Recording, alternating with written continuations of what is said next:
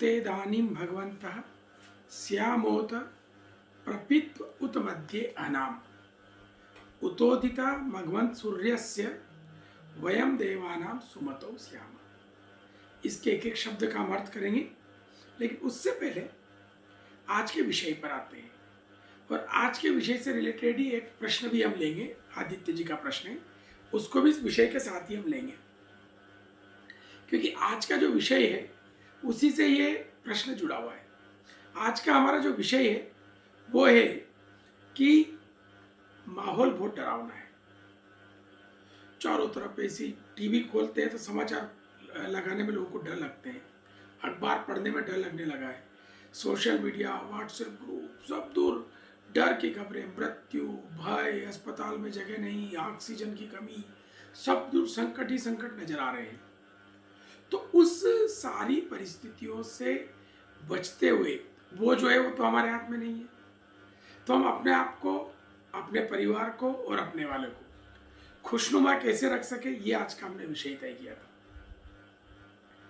और ये चूंकि अखबार भी लिख रहे हैं, सोशल मीडिया भी कह रहा है, मिलने वाले भी आपको मैसेज कर रहे हैं, आपके पास न्यूज चैनल भी कह रहे हैं कि आप पॉजिटिव रहो। पॉजिटिव रहो ये बात कहना बहुत आसान है, पॉजिटिव रहो ये बात कहने में कहीं प्रॉब्लम नहीं लगती है, लेकिन पॉजिटिव रहना आसान नहीं है। तो पॉजिटिव कैसे रहें, इसका साइंटिफिक तरीका क्या हो सकता है, आइए आज की बात हम उससे शुरू करते हैं। देखिए, हमारे किसी भी चीज की स्टार्टिंग और एंड, स्टार्टिंग और क्लोजिंग अच्छी हो जाए तो काम वैसे ही कंप्लीट हो जाता है। तो हमारे जीवन में दिन की शुरुआत और दिन की क्लोजिंग अच्छी कर ली हमने, दिन की शुरुआत अच्छी कर ली तो पूरा दिन अच्छा चला जाएगा, और दिन की क्लोजिंग पूरी कर ली तो पूरी रात अच्छी चल जाएगी, हम बहुत गहरी नींद में सो पाएंगे। तो दिन की ओपनिंग और दिन की क्लोजिंग, इसका साइंटिफिक तरीका हम सीख लेते हैं, उस पर हम बात कर लेते हैं। दिन की शुरुआत और दिन की क्लोजिंग, और ये अभी तो आप लोग पिछले 13 महीने से हम सब लोग खूब सीख गए हैं कि यदि किसी चीज में हम स्ट्रांग है, इम्यूनिटी स्ट्रांग है, तो प्रभाव कम पड़ता है।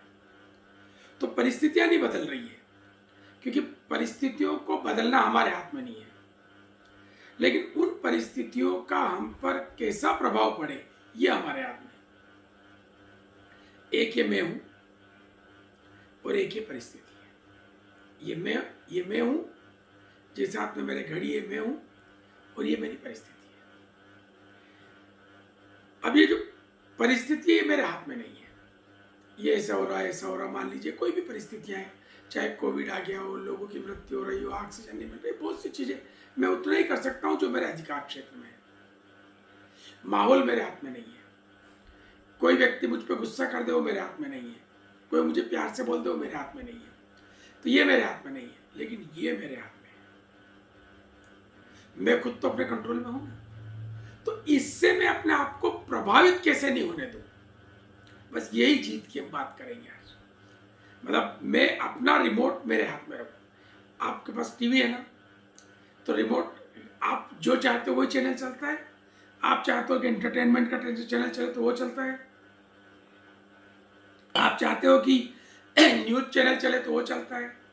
कौन सा न्यूज चैनल चले ये आप तय करते हो, लेकिन रिमोट हाथ में नहीं हो, और कोई आपके पीछे खड़ा हो जाए, साइड में खड़ा हो जाए, और वो यदि चैनल घुमाता रहे तो आप इरिटेट हो जाएंगे, परेशान हो जाएंगे, क्योंकि वो जो चाहेगा वो आपको देखना पड़ेगा, वैसा आपको चलना पड़ेगा। तो आपको बड़ी गुलामी भरा माहौल लगेगा।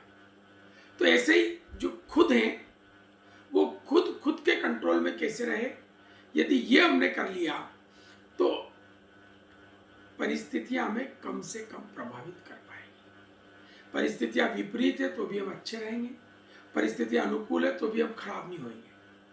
तो वो क्या माहौल है, वो क्या स्थिति है, उसको कैसे करें। तो ओपनिंग और क्लोजिंग की बात कर रहे थे। शुरुआत अच्छी हो गई तो कहा जाता है ना कि यदि शुरुआत ठीक है तो आपने आधा रास्ता तय कर लिया। वैसे भी जैसे मान लीजिए आपको कहीं जाना है, तो आप सही रास्ते पे चल दिए तो क्या होगा, ठीक समय पे आप वहाँ पहुँच जाएंगे। लेकिन शुरू में आपने गूगल मैप चालू नहीं किया, अंदाज से चलते रहे और उल्टे चले गए गलत रास्ते पे, तो आपको क्या होगा, पहले तो यू टर्न लेके वहाँ तक आना पड़ेगा जहाँ से चले थे, और उसके बाद फिर यात्रा शुरू करना पड़ेगी। तो इसलिए ओपनिंग प्रॉपर और परफेक्ट हो। तो अब हम बात कर रहे हैं दिन की ओपनिंग की, और ये ओपनिंग ठीक हुई तो दिन की विपरीत परिस्थितियां हमें प्रभावित नहीं करेगी, और क्लोजिंग ठीक हुई तो रात को हमें बेचैनी नहीं होगी, गहरी नींद आएगी। अब इस ओपनिंग में, दिन की ओपनिंग, हमारे पास दो तरीके हैं। हम टेंशन, व्हाट्सएप देके टेंशन करें, न्यूज चैनल चालू कर ले, टेंशन कर ले, कोई फेसबुक पे, सोशल मीडिया पे भी, या इंस्टाग्राम पे भी, या ट्विटर पे भी नेगेटिव खबरों की भरमार है, तो वो करें। या फिर हम क्या करें, हम पॉजिटिव शुरुआत करें। पॉजिटिव तभी रह पाएंगे जब शुरुआत पॉजिटिव करेंगे। उसके लिए हम 5 काम करें उठते ही। जैसे ही हम उठते हैं, सुबह का पानी पीने से पहले, पानी के बारे में कहा जाता है कि बिना कुल्ला करे पानी पीना चाहिए, क्योंकि रात भर से जो लार हमारे पास इकट्ठी होती है, उसमें ऐसे वो हमारे लिए बहुत अच्छी पाचक तत्व, शरीर के लिए बहुत अनुकूल होती है, तो उसके सहित ही पानी पिया जाता है। तो वो पानी पीने के और उठने के बीच में, उठते ही 5 काम करना। 5 काम। सबसे पहले परमात्मा का धन्यवाद। पहला काम करें हम परमात्मा को धन्यवाद। हे प्रभु, तुमने मुझे जीवन दिया, ये सारी सृष्टि तो उसी की रचनी है। मतलब क्या नहीं दिया परमात्मा ने, ये जो शरीर दिया है, जो 5 फुट का, 6 फुट का, 4.5 फुट का, 6.5 फुट का भी होगा किसी का, ये कोई सामान्य चीज है कि आप यहाँ से कोई चीज खाते हो और कहाँ जाती है, अलग अलग चीज बन करके, कितनी मल्टीपल, ऐसी कोई मशीन नहीं है। तो परमात्मा ने तो बहुत कुछ दिया है। तो सबसे पहले उठते ही परमात्मा का धन्यवाद। जब आप धन्यवाद करते हैं किसी का, वैसे रूटीन में, तो आपको क्या फील होता है? जब आप कृतज्ञता ज्ञापित करते हैं तो आपको एक प्रसन्नता का एहसास होता है। जैसे आप किसी को बोलते हैं थैंक यू, आपने मेरे लिए बहुत अच्छा किया, तो उसके लिए आपको थैंक यू तब निकलता है आपके मन में जब आपको उस अच्छाई का एहसास हो। तो हम उठते ही उस अच्छाई का एहसास करें, और उस अच्छाई का एहसास करके कि परमात्मा ने हमें इतना कुछ दिया है, ये सब कुछ दिया है, उसके कहने के साथ उनका हम धन्यवाद करें। तो उठते ही पहला काम परमात्मा का धन्यवाद। साइंटिफिक तरीका है, जैसे आप ये करेंगे आपको बहुत सुकून मिलेगा, और परमात्मा तो प्रसन्न हो गई होगा। परमात्मा के नजदीक जाने का रास्ता है, जिसके साथ हम नजदीक होते हैं उससे हमारा कॉन्फिडेंस बढ़ता है। तो पहला परमात्मा का धन्यवाद। दूसरा धन्यवाद करें इस मन और शरीर का। ये जो शरीर है, ये जो पूरा शरीर चलता है, वो 12 चीजों से चलता है। 5 ज्ञानेंद्रियां, 5 कर्मेंद्रियां, एक मन और एक बुद्धि। मन और चित्त अलग अलग परिभाषाओं में एक ही है। जहाँ स्टोरेज है, जहाँ भावनात्मक है वह मन है, और जहाँ उसका स्टोरेज है वो चित्त है। तो मन और चित्त एक ही है। और एक 13वीं चीज और है, वो है अहंकार, मेरे होने का ज्ञान। ये जो सोफा है जिस पे मैं बैठा हूँ, इसे मालूम नहीं कि ये है, लेकिन मुझे मालूम है कि मैं हूँ। तो खुद के होने का ज्ञान, ये 13वीं चीज। तो उसमें सबसे महत्वपूर्ण, शरीर में 5 ज्ञानेंद्रिया, कर्मेंद्रिया भी आ गए और मन भी आ गया। तो मन और शरीर का धन्यवाद करें कि मन, तू बहुत अच्छे रास्ते पे जाके मुझे शांति देता है, सुकून देता है, और शरीर भी तो आपके लिए बहुत कुछ करता है। ये शरीर आपके लिए बहुत कुछ करता है। आप जो खाते हैं उससे ये बढ़ता है, ताकत देता है, क्षमता देता है, प्रसन्नता देता है।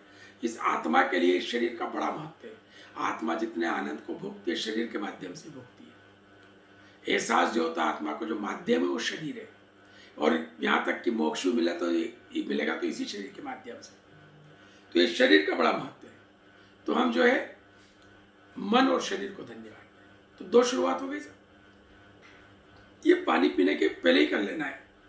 पहले परमात्मा का धन्यवाद, फिर मन और शरीर का धन्यवाद, फिर तीसरा परिवार का धन्यवाद। परिवार हमारे लिए बहुत महत्वपूर्ण है। परिवार जो होता है उसने हमें जो कुछ दिया है उससे बड़ी कोई उपलब्धि नहीं हो सकती है। और परिवार का एक एक सदस्य से हमें बहुत कुछ मिलता है। हम कृतज्ञ होंगे तो लगता है कि आप अपने आप हो गए, बाकी तो परिवार का बड़ा महत्व है। तो हम परिवार का मन ही मन धन्यवाद करें कि परिवार की वजह से मेरा जीवन है, परिवार की वजह से तो मैं हूं ना। अकेले में तो आप जो लोग जेल में रहते हैं उनके वहां क्या होता है, सब कुछ होता है, बस परिवार ही तो नहीं होता है, और वहां से वो भागना चाहते हैं। तो परिवार का धन्यवाद, तो परमात्मा का धन्यवाद, मन और शरीर का धन्यवाद, परिवार का धन्यवाद, और चौथा उन लोगों का धन्यवाद जिससे हमारी जिंदगी चलती है। हमारे जीवन में जो जो लोग आते हैं, जो जो लोग हमारे जीवन का हिस्सा है, जो परिवार नहीं है लेकिन हमारे जीवन का धन्यवाद हिस्सा है, उनका धन्यवाद। जो हमें सुविधाएं देते हैं, जो हमें जुड़े रहते हैं, जो हमारे लिए काम करते हैं, जिनके लिए हम काम करते हैं, उन सबका। और पांचवा धन्यवाद प्रकृति का धन्यवाद। क्या नहीं दिया इस प्रकृति में, इतनी धातुएं, ये हवा। अब अभी तो मालूम पड़ गया ना सबको ऑक्सीजन की महत्व। हम कितने ऑक्सीजन रोज ले जाते हैं। कभी हमने सिलेंडर भरा के दिया परमात्मा को? कभी उनने कहा कि ऑक्सीजन खत्म होने वाली है? अभी कितना हंगामा मच जाता है रोज ट्विटर पे, रोज समाचारों में कि उस अस्पताल में ऑक्सीजन खत्म, उस अस्पताल में। तो कितना महत्व ऑक्सीजन। और हमने जब से पहली किलकारी वो की थी, जैसे हम सबसे पहले रोए थे, जैसे सांस ली थी तो सबसे पहले ऑक्सीजन ली थी, और अंतिम सांस भी ऑक्सीजन लेंगे, और इसका कोई पेमेंट लेने नहीं आता है। और कभी धमकी नहीं आती है कि ऑक्सीजन खत्म होने वाली है, और हमको कभी चिंता भी नहीं हुई कि ऑक्सीजन खत्म हो जाएगी, और हम रोज ले रहे हैं। तो कितनी ज्यादा मतलब ऑक्सीजन की कोई चिंता नहीं। तो वो जो है, ये प्रकृति ने जो हमें दिया है, ये जो ऑक्सीजन दी है, ये जो पुष्प दिए हैं, ये जो वातावरण दिया है, ये जो सूर्य है, ये जो चंद्रमा है, ये जो दुनिया है, बहुत खूबसूरत दुनिया है, ये बहुत खूबसूरत प्रकृति है। तो इसका धन्यवाद। ये हम दिन की शुरुआत ऐसे करें, थैंक यू से दिन की शुरुआत। परमात्मा का धन्यवाद, दूसरा मन और शरीर का धन्यवाद, परिवार का धन्यवाद, लोगों का धन्यवाद, और प्रकृति का धन्यवाद। जब इससे आप शुरुआत करेंगे तो फिर पॉजिटिव रहना आसान होगा। और फिर परिस्थिति से खुद को अलग करते जाए कि परिस्थिति को ठीक करने की कोशिश करें, परिस्थिति के अनुसार ढालने की कोशिश करें, हर संभव कोशिश करें, लेकिन परिस्थिति से घबराए नहीं, परिस्थिति से प्रभावित नहीं हो। किसी को बुखार आ गया घर में तो ऐसा थोड़ी करेंगे कि सारे लोग जो है सो जाएंगे। यही करेंगे, उसका इलाज कराएंगे प्रॉपर, उसका टेस्ट कराएंगे, उसको कोविड तो नहीं है और कोई प्रॉब्लम तो नहीं है, उसको चेक करेंगे, उसका इलाज करेंगे। ये मान लो कोविड ही हो गया तो निश्चित रूप से मृत्यु दर ज्यादा हो गई है, निश्चित रूप से अस्पतालों में जगह नहीं है, पर बचने वाले भी बहुत लोग हैं, घरों में भी बहुत लोग ठीक हो रहे हैं। तो उनने जो प्रयास किए वो सारे प्रयास हम कर ले। वायरस तो सेम है ना। फिर एक बात आप कह सकते हो कि आपको इम्यूनिटी का अंतर आ जाएगा, जिस पे इम्यूनिटी ठीक होगी उस व्यक्ति पे प्रभाव कम पड़ेगा। तो अभी हमारे पास ये भी तो अवसर है कि हम अपनी इम्यूनिटी ठीक कर लें, वो भी संभव है। तो परिस्थिति से लड़ें, परिस्थिति का प्लान के साथ सामना करें और उससे ठीक उसको निकलने की कोशिश करें, लेकिन उससे प्रभावित होकर के, निराश होकर के नहीं बैठ जाए। तो दिन की शुरुआत अच्छी, तो पॉजिटिविटी अपने आप बनी रहेगी। जब फिर कोई कहेगा पॉजिटिव रहो तो हमको अच्छा लगेगा।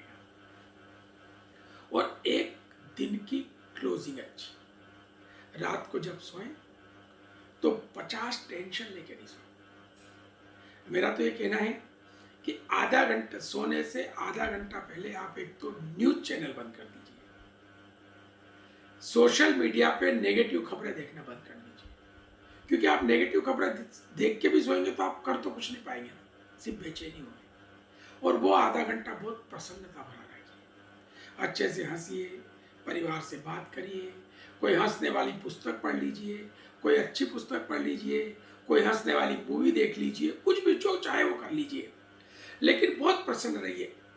सोने का आखिरी आधा घंटा केवल प्रसन्नता भरी बातें करिए और परमात्मा को धन्यवाद दे करके सो जाइए कि हे परमात्मा, तेरी कृपा से आज का हमारा दिन बहुत अच्छा रहा। यदि ये हमने कर लिया तो फिर हम पॉजिटिव बने रहेंगे, और पॉजिटिव बने रहेंगे तो खुशियों को कंटिन्यू कर पाएंगे।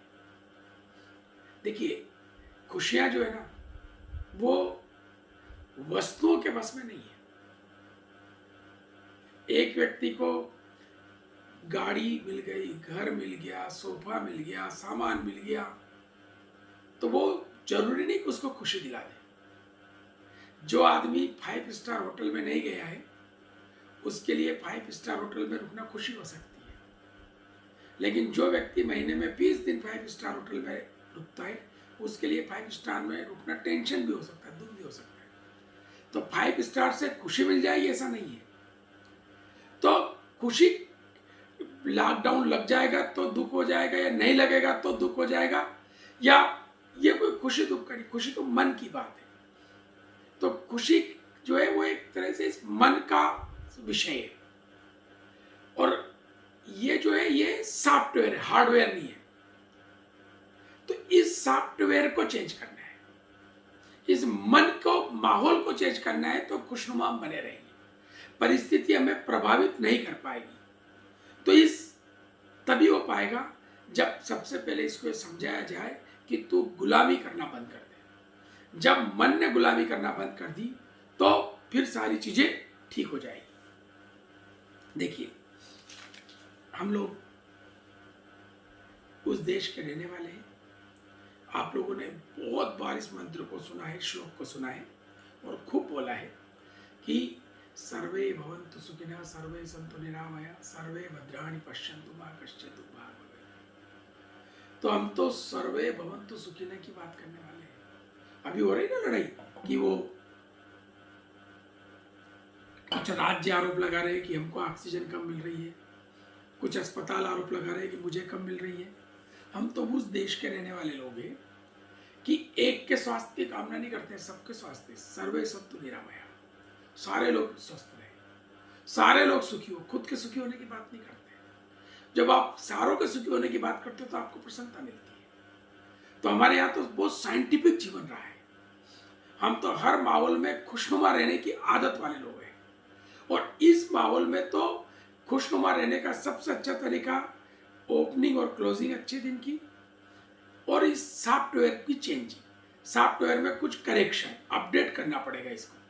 अब वो सॉफ्टवेयर नहीं चल सकता जो मार्च 2020 से पहले चल रहा था।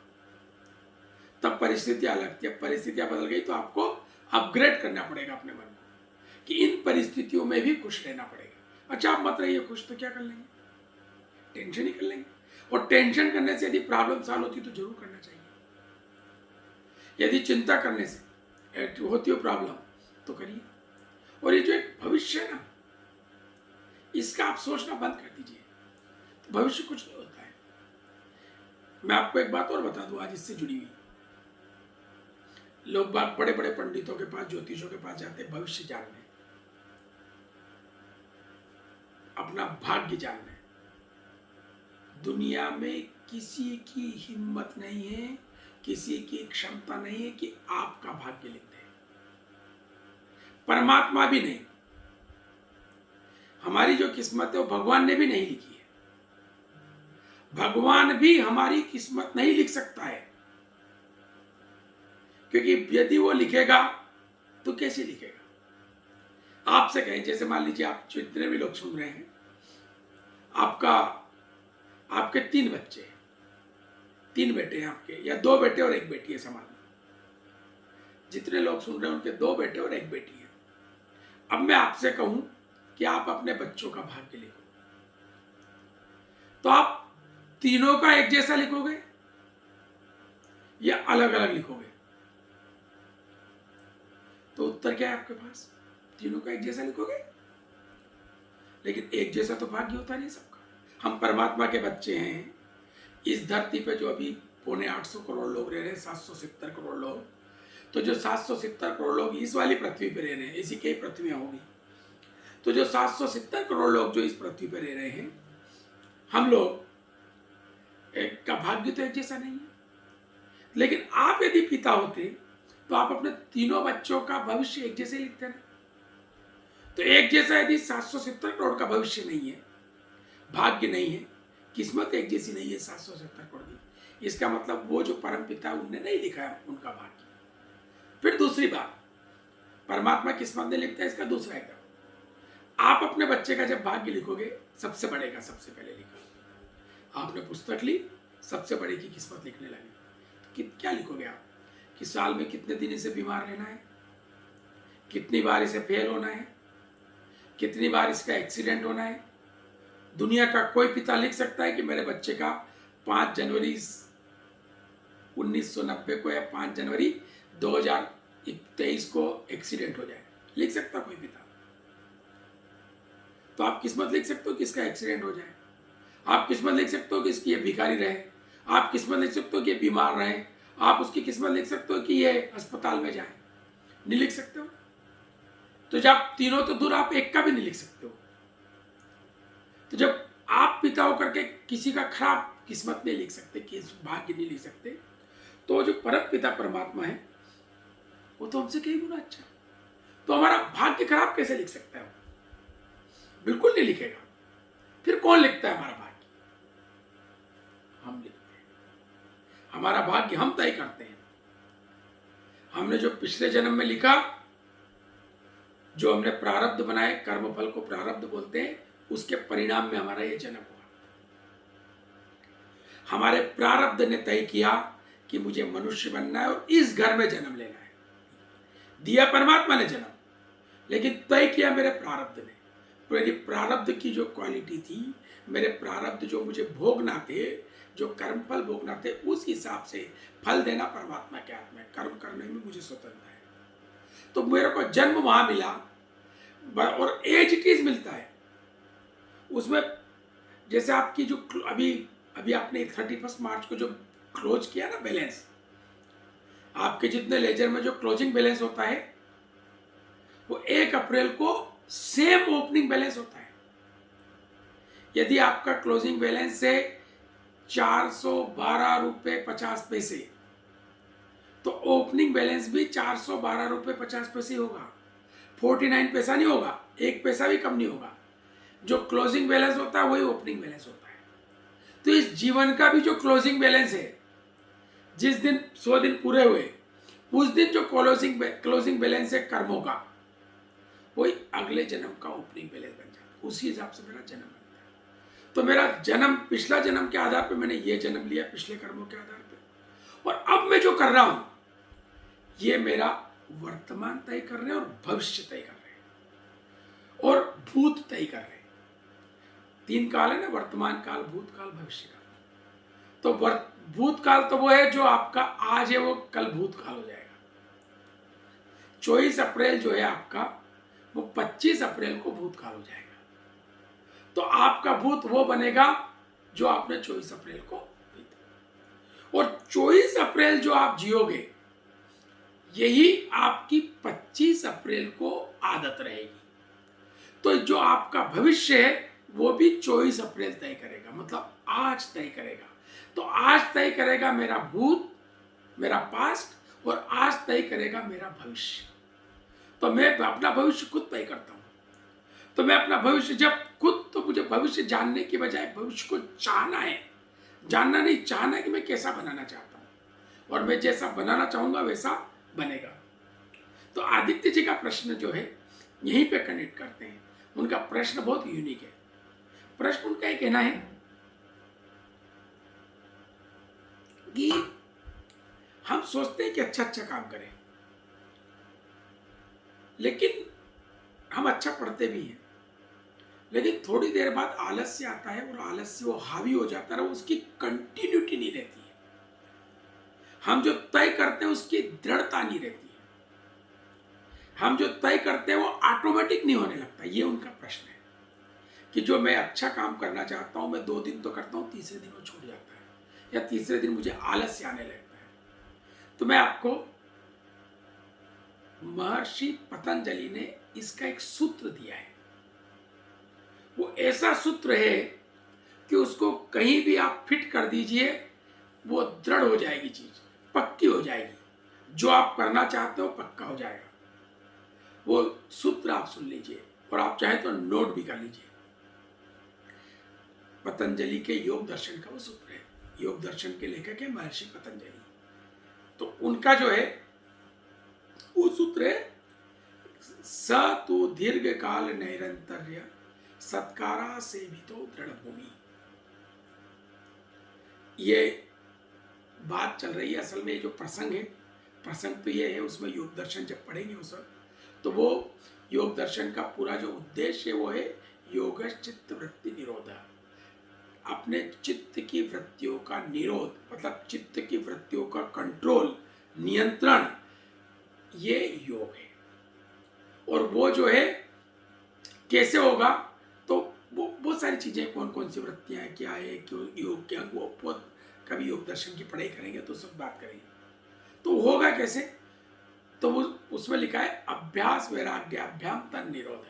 अभ्यास और वैराग्य के द्वारा उन चित्त की वृत्तियों का आप रोक सकते हैं। 2 चीजों से, अभ्यास बार बार करने से, और वैराग्य, वैराग्य ने उसके विषय में असलियत का पता लगाना। जब आप असलियत पता लगाते हैं तो आपको वैराग्य हो जाता है। कोई आदमी ने एक मिठाई का शोकेस होता है, उस पर 10 वो रखे हुए बर्फी, 5 बर्फी तो है मावे की बनी हुई और 5 बर्फी है मिट्टी की बनी हुई। मिट्टी में उनने जो है वो व्हाइट सीमेंट डाल दी तो व्हाइट हो गई वो, और उसके ऊपर बर्फ लगा हुआ है, तो देखने में सब एक जैसी है। सेम वैसी है मावे की मिठाई भी और मिट्टी की मिठाई भी। मिट्टी में कुछ भी नहीं डाला हुआ है और मावे में मिठाई भी है, शक्कर भी है, सब है। तो आपको क्या करना पड़ेगा, जैसे ही आप उसके डेप्थ में जाएंगे, उसकी असलियत में जाएंगे, तो आपको वैराग्य हो जाएगा, पहचान हो जाएगी कि असलियत क्या है। तो वो जो पहचान है, डेप्थ में जाना, इस शरीर के बारे में, इस प्रकृति के बारे में, इस जीवन के बारे में, इस कर्मों के बारे में, तो उससे वैराग्य होता है। तो अभ्यास और वैराग्य के द्वारा चित्त की वृत्तियों का नियंत्रण होता है। उसी प्रसंग में ये जो मैं सूत्र है ये आगे कहा गया है कि वो कब होगा, पक्का कब होगा, वो जो हम कोशिश कर रहे हो पक्की कब होगी। तो उस पर ये पक्की हम यहाँ अपने लिए जो हम करना चाहते हैं वो दृढ़ कब होगा। तो जो भी आप करना चाहते हैं सतु, वह तो आपको क्या करना पड़ेगा, दीर्घ काल, दीर्घ न होता है लंबा, काल है समय। जो आप करना चाहते हैं उसको आपको लंबे समय करना पड़ेगा। सिर्फ लंबे समय करने से भी नहीं होगा, 2 चीजें हो, सतु दीर्घ काल निरंतर्य, निरंतर करना पड़ेगा। आप चाहते हैं कि पढ़ाई करें, आप चाहते हैं कि अच्छाई करें, तो लंबे समय करना पड़ेगा। मैं हमेशा निवेदन करता हूं कि किसी भी काम को 15 बार आपको करना पड़ेगा, 16वें बार आपकी आदत पड़ जाएगी। पर 15 बार तो जबरन करना पड़ेगा।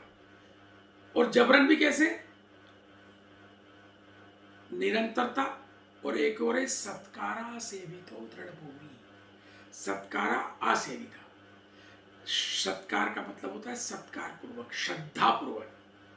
हम कहते हैं ना इसका सत्कार किया हमने, सत्कार मतलब श्रद्धा। जब आप किसी काम को श्रद्धा के साथ करते हैं, श्रद्धा का मतलब इसको और सिंपल कर लीजिए, रुचि के साथ, पूरे इंटरेस्ट के साथ, पूरे इन्वॉल्वमेंट के साथ। जब किसी काम को आप पूरे इन्वॉल्वमेंट के साथ करते हैं, निरंतर करते हैं, लंबे समय तक करते हैं, तो वो दृढ़ हो जाता है। दुनिया की कोई ताकत उसको नहीं रोक सकती। आप चाहते हैं कि सुबह 4 बजे उठे, तो उसके लिए आपको निरंतर उठना पड़ेगा 15 दिन, 16वें दिन ऑटोमेटिक नींद खुल जाएगी। लंबे समय वही 15 दिन, और श्रद्धा पूर्वक किसी चीज में श्रद्धा कब पैदा होती है सब? श्रद्धा कब पैदा होती है? श्रद्धा और नफरत कब पैदा होती है?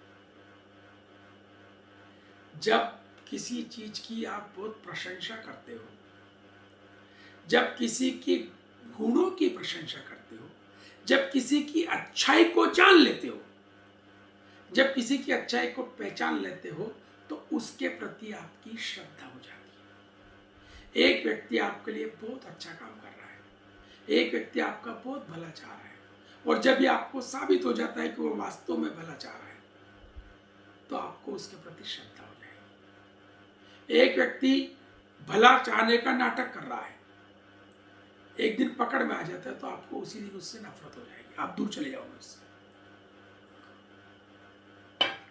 तो आपको उसको पहचानना पड़ेगा कि श्रद्धा के लायक नहीं है। जब आप पहचानोगे किसी काम को कि इससे आपको फायदा है, किसी वस्तु के प्रति, किसी काम के प्रति यदि श्रद्धा पैदा करना है, तो उसके फायदे के बारे में विचार कर लीजिए। जब आपने फायदे के बारे में विचार कर लिया, तो क्या होगा साहब? आपको उसके प्रति श्रद्धा हो जाएगी। और नुकसान के बारे में विचार कर लीजिए, तो आपको नफरत हो जाएगी। यदि बुरी आदत छोड़ना है, तो उसके नुकसान के बारे में विचार करिए। किसी को कहिए कि ये बंद मत करो, वो नहीं छोड़ पाएगा, लेकिन उसका नुकसान उसके गले उतार दो, अगले दिन उसकी हिम्मत नहीं कि उसको कर ले, अगले दिन उसकी हिम्मत नहीं कि उसको कर ले, उसको नुकसान गले उतार दो, तो नुकसान से नफरत हो जाएगी, उसके फायदे बताने से श्रद्धा पैदा हो जाएगी। तो जो काम आप करना चाहते हैं, उसको निरंतरता, एक तो कंटिन्यूटी बनी रहना चाहिए, लंबे समय करना पड़ेगा और श्रद्धा पूर्वक करना पड़ेगा, तो दुनिया की कोई चीज फेल नहीं हो सकती। और श्रद्धा पैदा करने का तरीका मैंने बता दिया। हम सोचते हैं ना कि यार 4 बजे उठ जाते, उनने कहा इसलिए उठोगे तो 2 दिन उठोगे, लेकिन 4 बजे उठने का फायदा समझ में आ गया तो जिंदगी भर उठोगे। जहां आपको फायदा समझ में आ गया कि मास्क लगाना चाहिए, तो फिर किसी को कहने की जरूरत नहीं, किसी उसका चालान नहीं बनेगा जिसको मास्क समझ में आ गया, फिर तो खुद लगाएगा, श्रद्धा पूर्वक लगाएगा, फिर उसको कोविड भी नहीं हो सकता। कितना कितना इजी है कोविड से बचना। कोविड से बचना बहुत इजी है, सिर्फ ये हिस्से में और इस हिस्से में वायरस को एंट्री रोकना है ना, इतना ही तो करना है, और उसके लिए साधन भी है हमारे पास। पर चूंकि उस साधन के करने के प्रति श्रद्धा नहीं है, श्रद्धा क्यों? क्योंकि उसका महत्व नहीं, लेकिन श्रद्धा डर से भी पैदा होती है। जैसे विज्ञापन में कुछ लोग इस तरीका करते हैं कि सफोला नहीं खाओगे तो हार्ट अटैक हो जाएगा, और सफोला खाओगे तो स्वस्थ रहोगे। दोनों तरीके हो सकते हैं विज्ञापन करने के। सफोला से श्रद्धा पैदा करवा रहा हो विज्ञापन वाला, ताकि आप उसको खाओ। किसी भी चीज का यूज कब करते हो? जब उसके प्रति श्रद्धा पैदा हो जाती है। तो ये भी जो लोग विज्ञापन करते हैं, इसके 2 तरीके हो सकते हैं। आपका यदि व्यापार है, या आपका कोई काम है, या आप प्रोफेशनल है, आप अपना प्रचार करना चाहते हैं, तो उसके 2 ही तरीके हैं। एक ये है कि ये नहीं लोगे तो नुकसान हो जाएगा, और दूसरा ये लोगे तो ये फायदा हो जाएगा। चीज के प्रति श्रद्धा पैदा करने के 2 तरीके हैं, लेकिन पॉजिटिव कह करके करोगे तो वो लंबे समय चलेगा। पॉजिटिव का फायदा बहुत होता है। नेगेटिव से भी मजबूरी में, नेगेटिव से आदमी तभी तक पॉजिटिव रहेगा, मजबूरी जब तक है उसकी।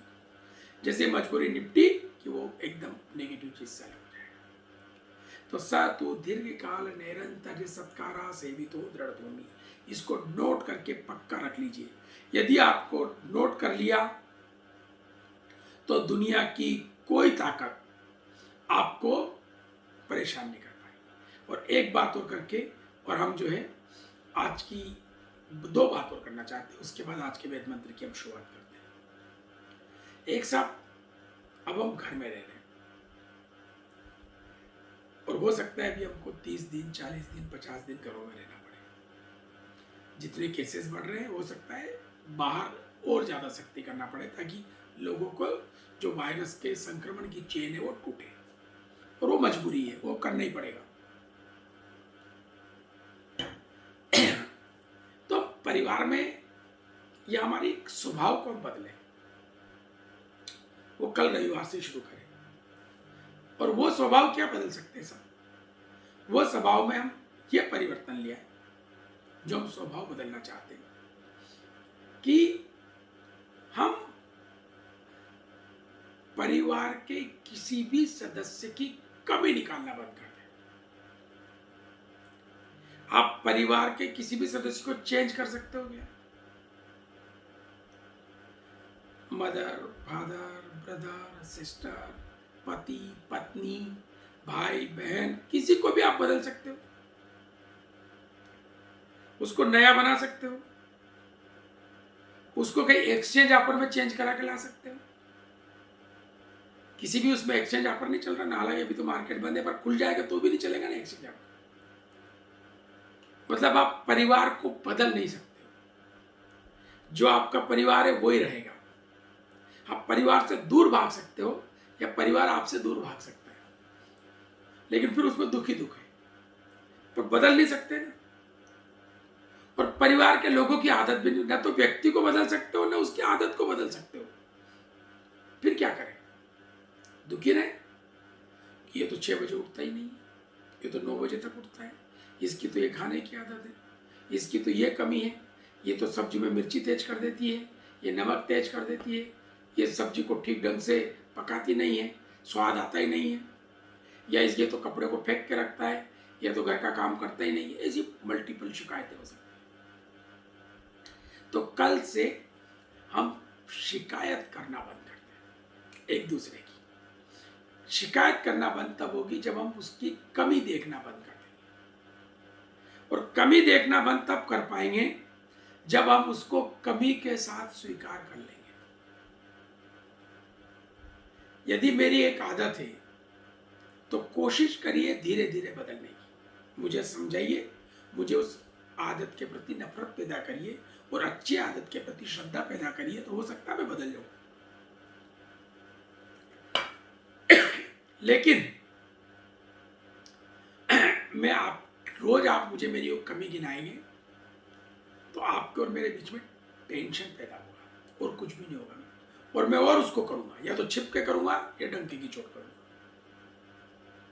और ज्यादा करूंगा। तो इससे अच्छा है कि हम कमियों के साथ एक दूसरे को स्वीकार कर लें।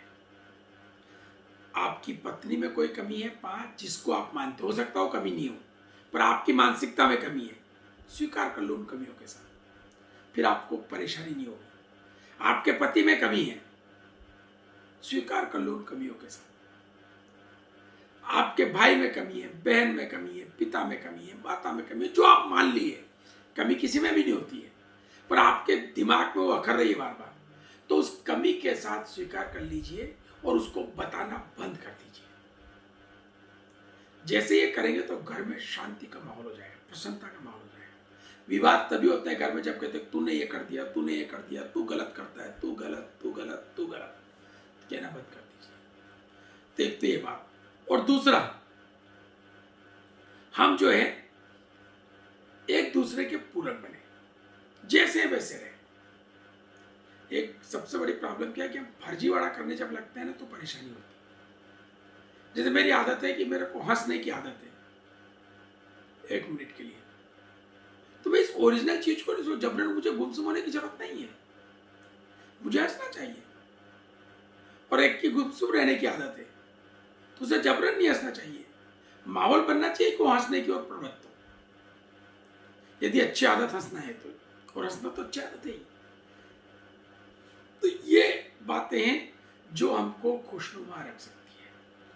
हम परिस्थितियों को नहीं बदल पाएंगे, हमको अपने आप को उस परिस्थिति के अनुकूल ढालना पड़ेगा। पॉजिटिव पॉजिटिव कहने से कुछ भी नहीं होगा। पॉजिटिव रहो। आपको दिन की ओपनिंग और क्लोजिंग बहुत प्लान से करना पड़ेगी, और प्लान वही 5 चीज़ों को धन्यवाद, फिर दिन भर कमी नजर नहीं आएगी।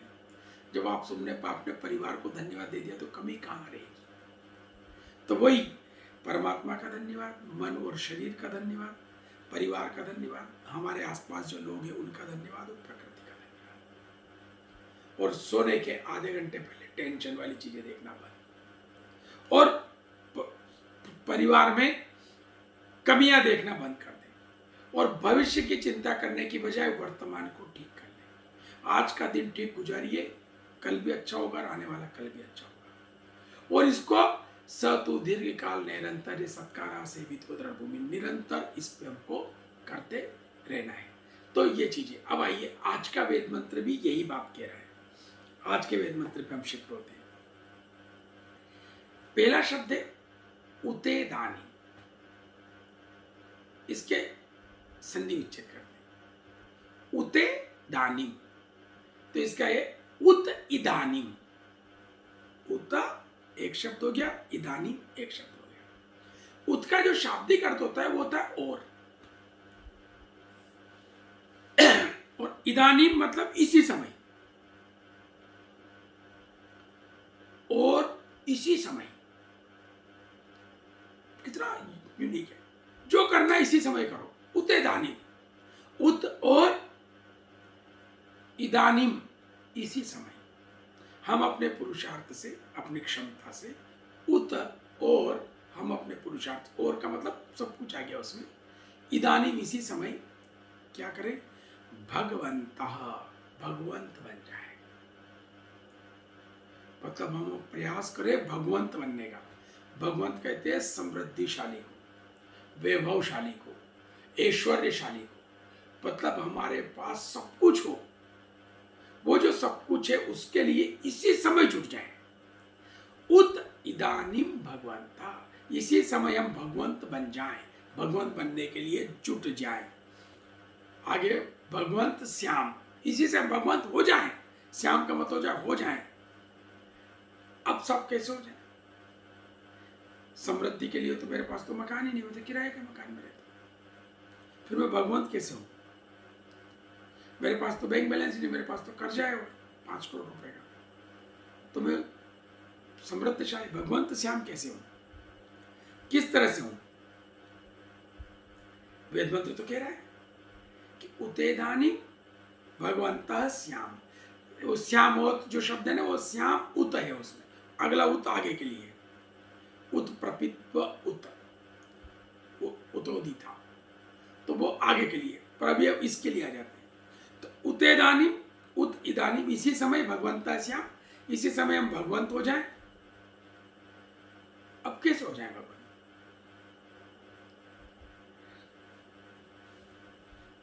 आपके पास 5 करोड़ रुपए आ जाए तब आप भगवंत हो सकते हैं।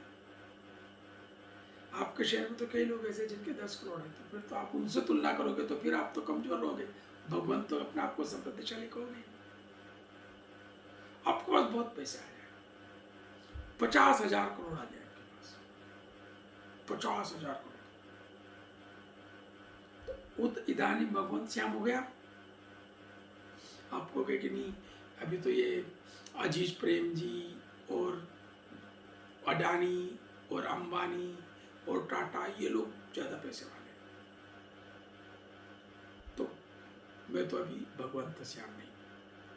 फिर आपके पास मान लो 2 लाख करोड़ आ गए, तो आप कहोगे कि अभी कौन है वो बेजोस और वो अली बाबा वाला, हालांकि भी बेचारा परेशानी में है, और वो बाकी दूसरे जो है वो लोग बिल गेट्स और वो लोग, उनकी भी लिस्ट चलती रहती है 10 में, 8 में, 5 में, 7 में, जो भी हो दुनिया में उस नंबर, तो भी भगवंत श्याम नहीं हो सकते। जो हो भी गया तो अगले साल किसी मैगजीन ने फिर उसको पीछे कर दिया, तो फिर कैसे?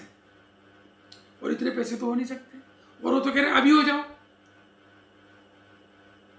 वेद तो कह रहा है कि इसी वक्त आप समृद्धिशाली हो जाओ। कैसे संभव?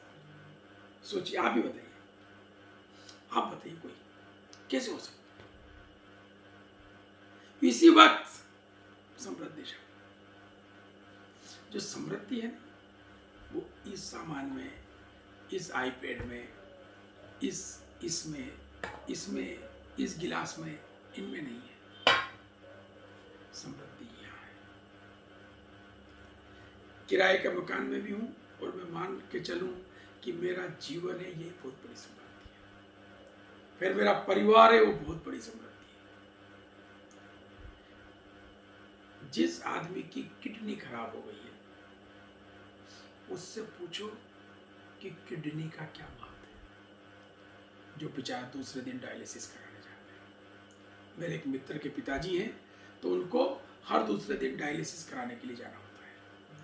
तो उनसे पूछो कि किडनी का क्या महत्व है। छोटे से हिस्से दो यहाँ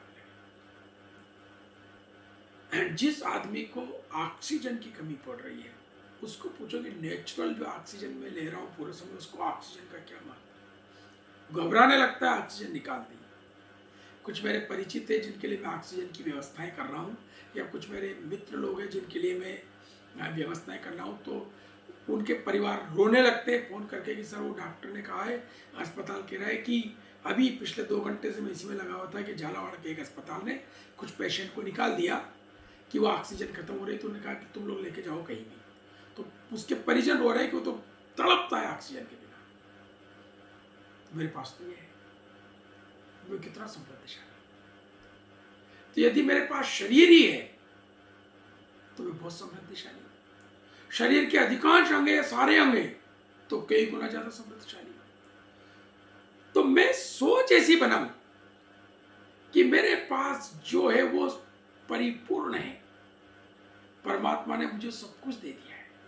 और वास्तव में यदि आपको जब भूख लगे तब रोटी उपलब्ध हो और भूख भी उपलब्ध हो। रोटी तो बहुत लोगों के पास है, लोगों के पास भूख नहीं होती है। जब आपको प्यास लगे तब पानी मिल जाए, जब भूख लगे तब रोटी मिल जाए और आपको गहरी नींद आ जाए, बस उसके अलावा कुछ नहीं चाहिए। यदि ये है आपके पास, यदि आपको भूख लगती है, प्यास लगती है, नींद आती है, तो आप समृद्धिशाली है, भगवंत हैं आप। और यदि आपके पास 500 करोड़ रुपए है और नींद नहीं आती है, तो आप भगवंत नहीं है। तो आज का वेद मंत्र में कह रहा है उत इदानीम भगवंत श्याम, हम इसी वक्त समृद्धिशाली हो जाए। तो वो जो समृद्धिशाली होंगे वो यहां से होंगे। जब हम दूसरे से तुलना करते रहेंगे बड़े से, तो वो कमी कभी पूरी नहीं होगी। लेकिन जब हमने सोच लिया कि परमात्मा ने हमको जीवन मिल गया, मनुष्य का इससे अच्छा क्या। उस कीड़े का जीवन देखो, बेचारा कितना नाली में पड़ा रहता है। उस सुअर का जीवन देखो, उस मच्छर का जीवन देखो, उस पक्षी का जीवन देखो, उस पशु का जीवन देखो जो अपने बच्चे की भी सहायता नहीं कर सकता। और एक आपका जीवन, आप किसी की भी सहायता कर सकते हैं, आप कुछ भी कर सकते हैं, आप पढ़ सकते हैं, क्षमता, आपको मनुष्य जीवन बढ़ गया। इससे बड़ी समृद्धि और क्या हो सकती है। लेकिन इसका महत्व, यदि इसका लाभ समझेंगे तो इसके प्रति श्रद्धा पैदा हो जाएगी और ये लगातार करेंगे तो दृढ़ भूमि हो जाएगी। सब दीर्घकाल निरंतर सत्कारासी तो दृढ़ भूमि। तो इसलिए उतेदानीम, उत इदानीम, इसी समय भगवंता श्याम, भगवंत हो जाए। और आगे क्या करें, उत प्रपित्व। प्रपित्व का मतलब होता है प्रकर्षता की प्राप्ति, मतलब श्रेष्ठताओं की प्राप्ति। प्रपित्व, अच्छाइयों की प्राप्ति। उत, इसी समय वो भी कर ले हम, इसी समय हमको श्रेष्ठताएं भी प्राप्त हो जाए। यदि हमको श्रेष्ठता हमारे जीवन में आ गई तो फिर आप मान के चलिए फिर कुछ भी नहीं बचता है, कुछ भी नहीं बचता है। तो जीवन में श्रेष्ठता, हमारे पास पैसा है और श्रेष्ठता नहीं है तो हम बदनाम, परेशान, त्रस्त हो जाते हैं। इसलिए अच्छाइयां भी जीवन में उतनी ही महत्वपूर्ण है, बल्कि ज्यादा महत्वपूर्ण है। पैसे से ज्यादा महत्वपूर्ण अच्छाई है, क्योंकि पैसा आ गया और अच्छाई नहीं आई तो पैसा मेरी बर्बादी का कारण बन जाएगा। तो ये परमात्मा ने तो ज्ञान बहुत परफेक्शन के साथ दिया है। ये संविधान है इस सृष्टि में जीने का। तो उत इदानीम भगवंत श्याम, उत प्रभुत्व, उत मध्य अहनाम। आगे है उतेदिता भगवंत सूर्यस्य। कितना ही नहीं, भगवान का मतलब होता है परमात्मा से प्रार्थना। भगवान असंख्य धन का देने वाला प्रभु, भगवान परमात्मा को संबोधित है। क्या है, सूर्यस्य वयम देवानाम सुमतोस्या। जैसे सूर्य उदय होता है ना साहब, जो प्रकाश लेके आता है, ऐसे ही सुमतोस्याम, अच्छी बुद्धि भी मुझे प्राप्त हो जाए। सुमतो, बुद्धि तो बहुत लोगों को प्राप्त हो जाती है, श्याम न होवे, बुद्धि तो बहुत लोगों के पास होती है। बुद्धि होना इतना महत्वपूर्ण नहीं है, बुद्धि तो रावण के पास भी थी, बुद्धि रावण के पास भी थी, लेकिन उसने अपनी क्षमताओं का क्या उपयोग किया? उसने अपनी क्षमताओं का उपयोग किया लोगों को त्रस्त करने में, लोगों को गुलाम बनाने में। बहुत बुद्धि थी। तो हमको कौन सी बुद्धि इस वेद मंत्र में कहा गया है? सुमतौ श्याम, अच्छी वाली बुद्धि। सुमतौ, जो लोगों का कल्याण करने वाली। हमारे मनुष्य सिर्फ परोपकार ही कर सकता है, जो अन्य पशुओं से अलग। यदि वो परोपकार नहीं कर रहा तो पशुओं के समान है। आज के वेद मंत्र के संदर्भ में अभी हमने 3 दिन पहले रामनवमी मनाई है, तो हम राम की ओर बात कर लेते हैं। वो भी बहुत महत्वपूर्ण है हमारे जीवन में। हालांकि राम की बात हमको पूरा 1 घंटा करना थी, पर मेरे ध्यान से उतर गया। मैंने पहले सोचा था कि आज हम राम की ही बात करेंगे, पर चलिए कर लेते हैं। राम को लेकर के 2 विशेषताएं मैं सबसे महत्वपूर्ण मानता हूं। यही सुमतो श्याम, देवानाम सुमतो श्याम, जो है ना आपके वेद मंत्र का आखिरी हिस्सा। राम के जीवन की 2 विशेषताएं बहुत बड़ी। पहली बात धैर्य। धैर्य जो हमारे धर्म का पहला लक्षण है। धर्म के 10 लक्षण है, धरती, क्षमा, दाम, आस्ते आदि आदि आदि। उसमें धृति यानी धैर्य पहला है। धैर्य का पिछले 9 लाख वर्षों में जब से राम हुए तब से अभी तक ऐसा परफेक्ट एग्जाम्पल मिल ही नहीं सकता कि इस लेवल का भी कोई धैर्य हो सकता है। जिस युवक को कल सुबह, आज दोपहर में 9-10 बजे रास तिलक होना हो, वो सुबह उठा, उसको सबसे बड़े, पृथ्वी के सबसे बड़े साम्राज्य का राजा बनना है, उत्तराधिकारी घोषित होना है, रास तिलक होना है। अभी सुबह हुई है और अभी 9-10 बजे होना है, 7 फुट तैयारियां चल रही है। उसको कह दिया जाए कि तेरा रास तिलक नहीं होगा, यदि कह दे तो आदमी बेहोश होकर गिर जाता है। जैसे विश्वस्त आदमी को कह दो नहीं आपको तेरे कोविड पॉजिटिव आ गया है, तो पूरा परिवार बेहोश हो जाता है कि अब तो कुछ नहीं बचा। अरे धैर्य के साथ उसका धैर्य का इससे बड़ा उदाहरण नहीं हो सकता है। तो क्या कहा उसको कि रास तिलक नहीं होगा, कैंसिल, पोस्टपोन नहीं हुआ है, आगे नहीं बढ़ा है, खत्म कर दिया है, नहीं होगा। बहुत बड़ा। चलो भाई रास तिलक नहीं हुआ, ठीक है, राजा के बेटे तो तब भी है, नहीं तुमको यहाँ राजभवन में भी नहीं रहना है। चलो उन्होंने कहा राजभवन नहीं चले तो कोई बात नहीं, कहीं भी शहर में रह लेंगे, सब लोग अपनी इज्जत करते हैं। अयोध्या में, उन्होंने कहा अयोध्या में भी नहीं रहना है। उन्हें कोई बात नहीं, अपने बहुत सारे मामा है, बुआ है, किसी भी रिश्तेदार के चले जाएंगे, वहां रह लेंगे, किसी गुरु के रह लेंगे। बहुत, वो तो सबसे बड़ा साम्राज्य था ना, तो वहां रह लेते हैं। वहां भी नहीं रहना है। मामा क्या नहीं जा सकते हो, ससुराल नहीं जा सकते हो, कहीं नहीं जाना, जंगल में रहना है। मतलब आप राजा बन रहे थे और उसके बाद आप महल से बाहर, रिश्तेदारी से बाहर, सिर्फ और सिर्फ जंगल में रहना है, ये आदेश मिल जाए। और उसको बिना झगड़े के, बिना रोए गाए, बिना दुखी हुए धैर्य पूर्वक स्वीकार करके और निकल जाए।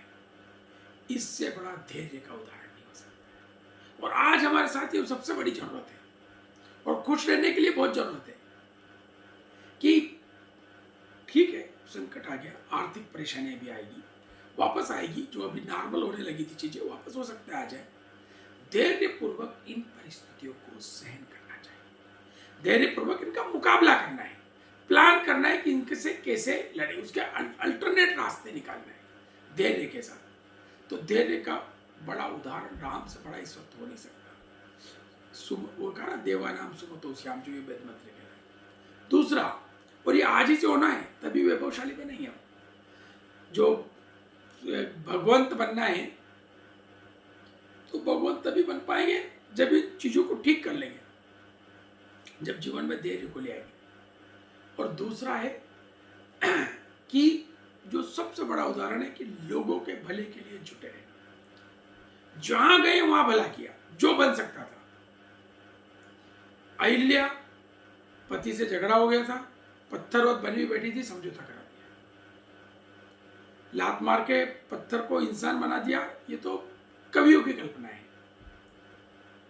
कवि तो कहेगा ही नहीं कि पत्थरवत हो गया है, तो आदमी पत्थर थोड़ी होता है। जब वो झगड़ा हो जाए, चुपचाप कोने में बैठ गया, अलग रहने लग गया, तो पत्थर जैसे ही जीवन। लेकिन पत्थर थोड़ी बना है, तो समझौता करा दिया, वापस जीवन में हरियाली आ गई, पत्थरपन खत्म हो गया जीवन का। तो जहां जहां गए वहां वहां प्रॉब्लम सॉल्व की है, और प्रॉब्लम सॉल्व की है। उनके सामने बाली और सुग्रीव दो लोग थे। बाली उतना ताकतवर था कि रावण को लोग कहते हैं कि वो रावण से भी भारी था। कुछ अस्त्र शस्त्र उसके पास ऐसे थे कि जो रावण पे भी भारी पड़ते थे। कुछ चीजें उसके पास ऐसी थी, या कुछ क्षमताएं इस ढंग की अवेलेबल थी बाली के पास, और उस वक्त उनकी जरूरत थी रावण पे जीतना। देखिए, राम की जरूरत थी उस वक्त, रावण उनकी पत्नी का अपहरण करके ले गया था, तो उनकी जरूरत थी रावण पर विजय प्राप्त करना। और बाली के पास वो उपकरण थे, वो अस्त्र शस्त्र थे कि वो रावण को हरा सकता था। वो उसका पूरा हिस्ट्री थी कि उसने रावण को पहले इस ढंग से, लोग तो कहते हैं खाक में दबाया, पर ऐसा वो भाषा नहीं है। वो कोई ऐसा अस्त्र शस्त्र होगा कि उसको कंट्रोल कर लिया होगा, बांध लिया होगा, पकड़ लिया होगा, कब उनकी चीज़ों को ठीक कर लिया हो, जैसे आज होते। उस वक्त जो था, साइंस आज से कई गुना ज़्यादा डेवलप्ड था। आप यदि पढ़ेंगे वाल्मीकि रामायण में, तो राम जब लंका से अयोध्या आए थे, तो जिस विमान से वो आए थे, उस विमान पर उनके सारे इष्ट मित्रों सहित उनकी अक्षौणी सेना, लाखों लोग होते हैं जिसमें, वो सारी सेना भी उस पर सवार होकर आई थी उस विमान पे। और 10 मंजिला था, वो 10वीं मंजिल पे खुद थे। मतलब अभी जो विमान है, पहले तो सिंगल फ्लोर के बनते थे, अब डबल फ्लोर के बनने लगे हैं। एयरबस जो 380 है वो डबल फ्लोर की, और उसमें ऊपर का फ्लोर भी पूरा होता है। लेकिन वो विमान 10 मंजिल का था। साइंस बहुत डेवलप था। तो उस वक्त जो है, उन्होंने, मतलब बात चल रही थी बाली की, तो उन्होंने बाली का साथ नहीं दिया। किसका साथ दिया? सुग्रीव का। परेशान व्यक्ति का, जरूरतमंद का साथ दिया। राम राम ही इसलिए बने हैं कि उन्होंने, भाई वो तो उनका जो ननियाल पास में था वहाँ पे श्रीलंका के, वो जो है ननियाल से अपने नाना जी को बोल करके और सेना बुलवाते और कि भाई उसका सीता का अपहरण हो गया है, लड़ करके ले आते। नहीं, उन्होंने तो उन लोगों को साथ में लिया जो असंगठित थे, उनको संगठित करके आगे बढ़े। पर तो उन्होंने सुग्रीव को चुना क्योंकि उसकी जरूरत थी। तो जीवन में ये बहुत जरूरी है, यदि आपको भगवंत बनना है, समृद्धिशाली बनना है, तो एक तो धैर्य ले आइए, और दूसरा, जिनको जरूरत है उनकी मदद करिए। और इस समय तो मदद की बहुत ज्यादा जरूरत है। आपने जिसकी छोटी सी भी मदद कर दी, वो इस जीवन में आपको नहीं भूल सकता है। मैंने तो रामनवमी के संदेश में भी लोगों से निवेदन किया है कि इस वक्त जरूरत है लोगों को मदद की, और आपने मदद कर दी तो आपकी तो क्षमताएं बढ़ेगी। एक और बात, दुनिया में एकमात्र चीज ऐसी है जो देने से बढ़ती है, वो है मदद। क्षमता बढ़ती है आपकी। जब आप किसी का सहयोग करते हो तो आपका कॉन्फिडेंस बढ़ता है कि आपने जब उसका कर दिया तो मुकाने पर अपना तो कर ही लोगे। और जब आप डरते हो तो डरते ही रहते हो। डर एक ऐसी चीज है कि आपको कंटिन्यू पीछे हटाती है। तो इस वक्त डरने का समय नहीं है, धैर्य का समय है, एकजुट होकर के लोगों की मदद करने का समय है। माहौल हो सकता है जो है अगली बार शनिवार को मिले तक और ज्यादा खराब हो जाए, हो सकता है ठीक भी हो जाए और खराब भी हो जाए, क्योंकि ये वायरस जो है, इसका संक्रमण और इसकी क्षमताएं और ये क्या एक्ट कर रहा है, ये हमारे कंट्रोल में नहीं है। हमारे कंट्रोल में हम हैं। हमारी परिस्थितियाँ, हमारी इम्यूनिटी को बूस्ट करना, हमारी इम्यूनिटी को डेवलप करना, ये हमारे हाथ में है। हम वो कर ले। 13 महीने में तो बहुत कुछ कर लिया होता, अभी भी कर सकते हैं। जो भी उसके साधन बताए जा रहे हैं, उसका भी समय नहीं है, पर वो करें। तो मेरा यह आग्रह है कि आज का जो वेद मंत्र है वो हमको भगवंत बनाने वाला है, और वो भी उत इदानीम, इसी समय जैसे अच्छी बुद्धियों के साथ, अच्छी परिस्थितियों के साथ, अच्छे माहौल के साथ हम लोग जो है, हम उते दानिम श्याम, हम बहुत अच्छे हो जाएंगे। तो निश्चित रूप से जो है चीज़ें ठीक हो जाएगी। और हम अब आइए उपसंहार कर लेते हैं आज के इस बात का। पहली बात, हमको माहौल को खुशनुमा बनाए रखना है। माहौल को खुशनुमा बनाए रखना है, खुद को खुश रखना है। खुद को खुश रखने के लिए सबसे ज़्यादा ज़रूरी है दिन की ओपनिंग और दिन की क्लोजिंग प्लान से हो, परफेक्शन से हो, कंप्लीट हो, बिल्कुल ठीक हो। दिन की न शुरुआत खराब हो न एंड खराब हो, पूरा प्रसन्नता का वातावरण अपना आप बनेगा। साइंटिफिक पॉजिटिव रहो कहने से पॉजिटिव रह पाएंगे। हमको वैसा माहौल बनाना पड़ेगा। अनामिका जी आ गई मेरे आसपास, पंडराने लगती है तो वो हमको करना पड़ेगा। और दूसरा जो है, हमको सारी चीज़ें ठीक करना पड़ेगी। परिवार का महत्व समझना पड़ेगा। परिवार को कमियों के साथ स्वीकार करना पड़ेगा, जो भी हमारे जीवन में। और उसके साथ साथ जो है, आज का जो वेद मंत्र है, इसी समय भगवंत हो जाओ, जो है उसको पूरी समृद्धि मान लो, कसम भगवंत हो जाएंगे। और उदयदानी भगवंत से हम ये हो गए, तो ये यजुर्वेद का जो मंत्र है ये सफल हो गया। इस ढंग से हम करें। मैं रिपीट कर रहा हूँ, माहौल और ज़्यादा खराब हो सकता है। माहौल ठीक करना हमारे हाथ में नहीं है। अपने आप को बचाना और जो हमारे वाले लोग हैं उनकी मदद करना हमारे हाथ में, वो हमको करना चाहिए। सावधानीपूर्वक तो जरूर करें। धन्यवाद। ओम शब्द नमस्ते।